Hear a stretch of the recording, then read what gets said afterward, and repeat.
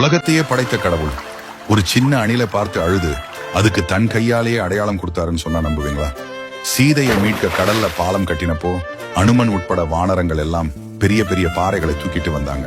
அப்போ ஒரு சின்ன அணில் ராமருக்காக நானும் ஏதாவது செய்யணுமேனு நினைச்சு கடல்ல நனைஞ்சிட்டு வந்து மணல்ல புரண்டு அந்த மண்ணை கொண்டு போய் பாலத்துல உதிரிச்சான். இதை பார்த்த வானரங்கள், டேய், நாங்க மலைகளையே தூக்கிட்டு வரோம், நீ போடுற மண்ணுல பாலம் முடிஞ்சிருமா? அந்த அணிலை கேலி பண்ணி சிரிச்சாங்களாம். அந்த சின்ன அணில் மனம் உடைஞ்சு ஓரமா போய் அழுதுச்சான். அப்போ அங்க வந்த ராமர் அந்த அணிலை தன் உள்ளங்கையில தாங்கி பிடிச்சாரு.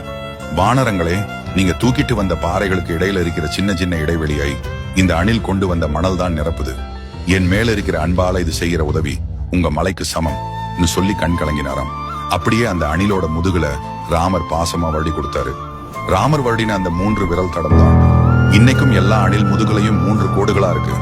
கடவுள் நம்ம கிட்ட எதிர்பார்க்கிறது பணமோ பலமோ இல்ல, உண்மையான அன்பு மட்டும்தான் நம்ம கண் முன்னாடி சுத்துற இந்த அணில்களே சாட்சி. ராமரின்